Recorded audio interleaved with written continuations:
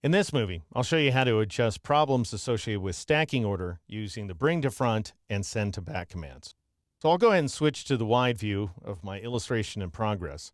And stacking order is the way that the various objects are stacked on top of each other. So in Illustrator, everything is a path outline or some other kind of object that exists at some layer inside of the stack. And then you can pack these things inside of groups and then inside of layers and so forth.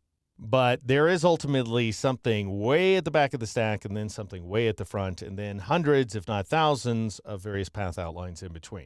So in our case, we've got these stars that are obnoxiously in front of everything else. For the moment, what I want you to do is twirl open the calendar layer here inside the Layers panel, and you'll see this second object down. It's a group called rear stars. For now, I'm just going to hide these objects by clicking on the eyeball in front of them. And then what I want to do is fill in some of these larger circles along the outside of the calendar. So I'll press the V key to switch to the black arrow tool because none of these circles are grouped together. And I'll click on the first circle out that's not filled, the one that runs on the outside of these rectangles here, in order to select that shape. And assuming that your fill is still active, go to the swatches panel and click on that dull blue, the one that says C50, M35, Y20, K0. In order to fill that shape. And now we end up with this strange bowling ball or something with a bunch of different holes in it. Obviously, this circle is totally at the wrong location in the artwork. And you can see that it's very close to the top here inside the Layers panel because it is the next path down below rear stars.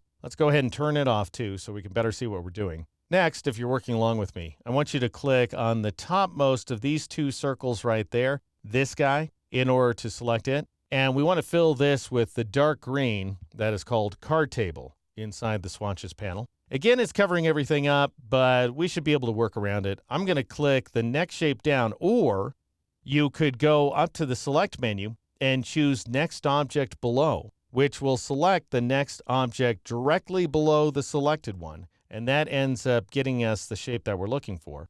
And I just want to reverse its fill and stroke. So I'll press Shift X so that we now have a black fill and no stroke associated with the shape. Then I'll return to the select menu and choose next object below again. And this time I'll assign a very pale beige. It's C0, M6, Y12, K12 here inside the swatches panel. And then finally, I'll choose that command again. You can bother to remember the keyboard shortcut if you want to. This isn't one of the ones that I've assigned to memory.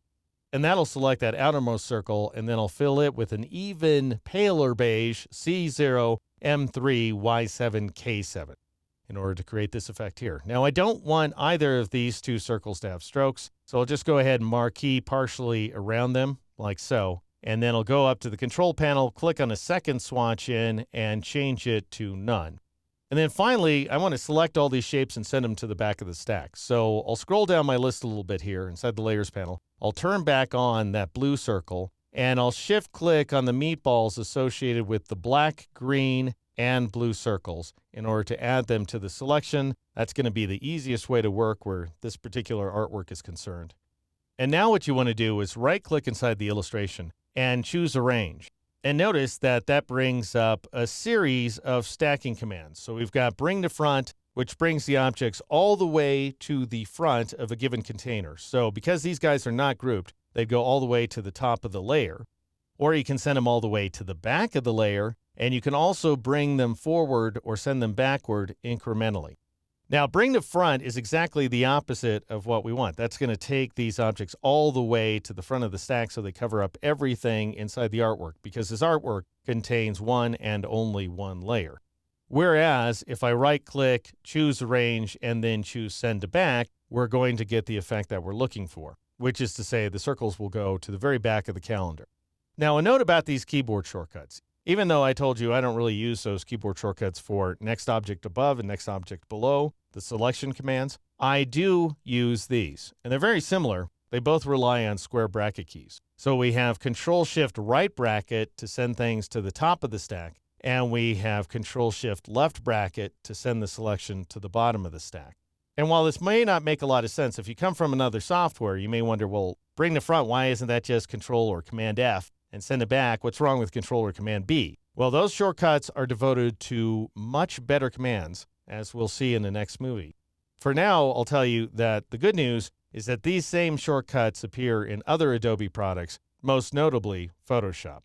So anyway, choose Send to Back or press Control-Shift left bracket to send those circles to the back of the stack.